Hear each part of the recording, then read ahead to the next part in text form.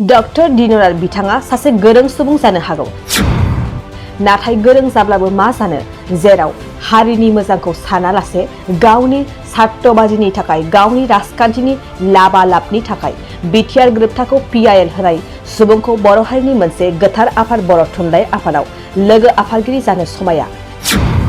बे बाथ्राखौ बुंदों बिटिआरनि सासे गोख्रों मावफुं सोद्रोमा रनजित बसुमतारी बिथाङा। आं स्पष्ट बाथ्राजों बुंगोन बिथाङा सासे गोरों मानसि जानो हागौ किन्तु गोरों जामालाय मा जानो जाय मानसिया हारिनि थांनाय थैनायनि बाथ्राखौ सानालासेनो गावनि बेक्तिगत स्वार्थनि थाखाय पलिटिकेलि सासे राजा जानायनि मिजिंजों गावनि बर'नि मोजांनि थाखायनो बर'नि इयुननि थाखायनो जा एकर्ड खालामनाय बे एकर्डफोरनि बेरेखायै बिथाङा पिआइएल होदों बे पिआइएल होग्रा सुबुंखौ जोङो बर' बायदि मोनसे गोथार बर'नि मोनसे गोथार आफाद बर' थुनलाइ आफादनि सासे लोगो आफादगिरि जानो समाया मानोना गोबां रोजा रोजा बर' जोहोलाव जोहोलावजोफोरनि मुंख्लं जानायनि उनाव बिटिआर गोजोन गोरोबथाखौ मोननो हादों। जुदि बेबायदि गोजोन गोरोबथाखौ जुदि सासे मेलेमजिबि डक्टर दिनरार बसुमतारी बिथांमोन बायदि सुबुङा हेंथा होयोब्ला बेखौ बेसेबां गनायथाव बियो साननो गोनां बाथ्रा।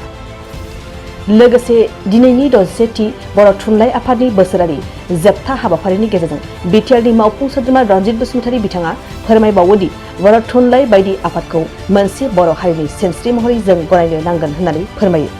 लोगोसे मख'जाथावदि थांनाय 17 बोसोर सरकार खुंबोनाय बिपिएफ सरकारा बर' थुनलाइ आफादनि बेबायदि जथुम्मायाव 5 लाख रांल' अनसुंथाइ होदोंमोन बेखौ नोंथांमोनहा मोनथिखादों। नाथाय आथिखालनि सरकार सालायनाय थामहिनबा प्रमद बर'नि दैदेननाय सरकार इउपिपिएल सरकारा बोसोराव 50 लाख रां अनसुंथाइ होदों आरो दिनैसो जानानै थांनाय 60थि बर' थुनलाइ आफादनि बोसोरारि जथुम्मायाव खमैबो 4 कौटि रांनि जथुम्मा खुंनाय जादों होननानै बिटिआरनि मावफुं सोद्रोमा रनजित बसुमतारी बिथाङा रोखा फोरमायो। जोंनि 61थि बर' थुनलाइ आफादनि जा गेदेर मोनसे सान बे साना जारिमिनारि सान जानानै थाबाय आरो बिसेस भाबै दिनै जाय बिथां हादोरगिरिया जोंनि बर'फोरनि गेजेराव बर' थुनलाइनि मोनसे गोथार सानाव फैनानै बाहागो लाफैनानै साफ्रोमबो बर' फिसाखौनो ओरैबायदि मोनसे थुलुंगाखांबाय जे जों बर'आबो गुबुन गुबुन जौगानाय हारिनि गाहायाव मालाबाबो नङा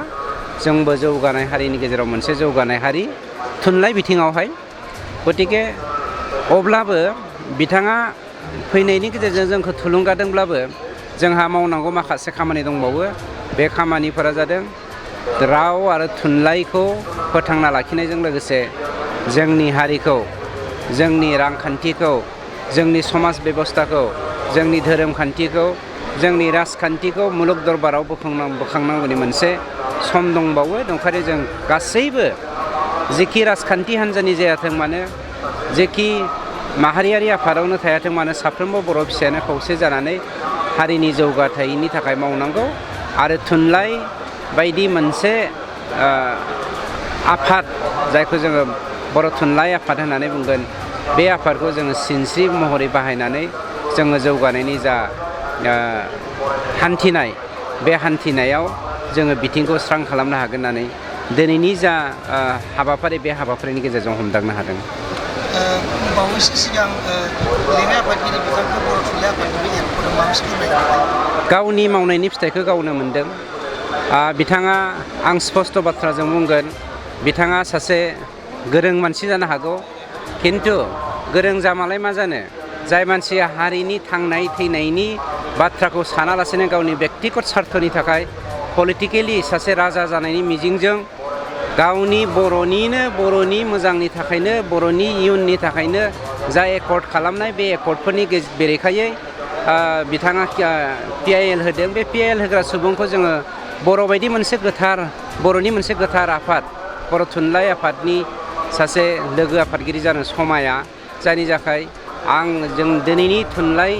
आफादाव थानाय जा गेदेमा सुबुंफोर दङ साफ्रोमबो मावथिफोर दङ आरो साफ्रोमबो थुनलाइखौ मोजां मोनग्रा रायजो राजाफ्रा बिथां बायदि सासे सुबुंखौ थुनलाइ आफादनिफ्राय एरख'नायखौ आंनिफ्राय बर' थुनलाइ आफादनि दैदेनगिरिफोरखौ एप्रिसियेट खालामो आरो आं बरायो। फैबाय थानाय समाव बिटिआर सरकारा बर' थुनलाइनि बागै दाबो बुंगोन सरकार जाजेननायनिफ्रायनो गोदोनिफ्रायनो माने आगुनि सरकारा बर' साहित्य सभाखौ जौगानायनि थाखाय बोसोराव 5 लाखल' अनुदान होयोमोन अनसुंथाइ होयोमोन जोंनि सरकारा मानव गेदेर प्रमद बर' बिथांनि दैदेननायाव बोसोराव 50 लाख अनसुंथाइ होदों आरो आगोलनि सरकारा आं सोंखारिनाय बायदि जायो बिथांमोना थुनलाइ आफादनि जा बोसोरारि खुंथाइ बे खुंथाइखौ खुंफुंनायनि थाखाय 20 लाख होयोमोन जोङो देग्लाय जोंनि सरकारा जाजेननाय लोगो लोगोनो जोङो फ्राय 4 कौटिसो थाखा गारनानै मिनिमाम 4 crore जागोन बेनि बांसिन थांगोन दिनैसिमबो बाजेट बायदिसिना जायाखै अडिटआ जायाखै गतिके आंहा फोथायनाय दङ साफ्रोमबो जोंनि बिटिआरनि दैदेनगिरिफ्रा थुनलाइखौ मोजां मोनग्रा साफा दैदेनगिरिफोर आरो थुनलाइया थायोब्लासो बर' हारिया थांगोन थुनलाइया थायोब्लासो बर' हारिया थागोनखायसो राजखान्थियाबो थागोन गतिके थुनलाइखौ मोजां मोननाया जोंनि दायित्व होननानै जों साफ्रोमबो सानो नोंथाङा सरकारि साख्रि नागिरदोंना नोंथांनि थाखाय मोनसे गोजोनथाव खौरां नोंथांनि थाखाय दं एडुकेट पइन्ट जेराव नोंथाङा सोलोंथाइ लानायनि गेजेरजों सरकारि साख्रिनि गुबुन गुबुन रोखोमनि गोब्राब आनजादफोरखौ उथ्रिसारनो हागोन आरो गावनि आथिङाव गसंथानो हागोन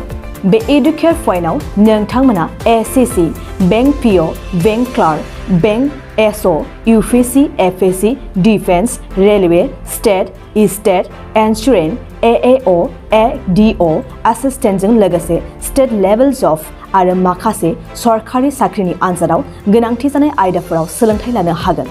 मख'नो गोनांदि बे सोलोंसालियाव साख्रिनिल' नङा बेयाव MBA आरो सैनिक स्कुल बायदियाव एडमिशननि थाखाय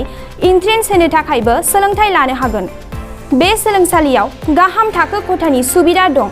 आरो सम मथे नोंथांनि सोलोंथाइखौ बे सोलोंसालियाव होनाय जागोन बेखौबो मिथिनांगोन दि बे एडुकेट पइन्टआव सोलोंथाइ लानानै बावैसो 2021-22 इं मायथाइनि एसएससि जिडिनि आनजादाव गासै 11 सा सोलोंसाफोरा उथ्रिसारनो हादों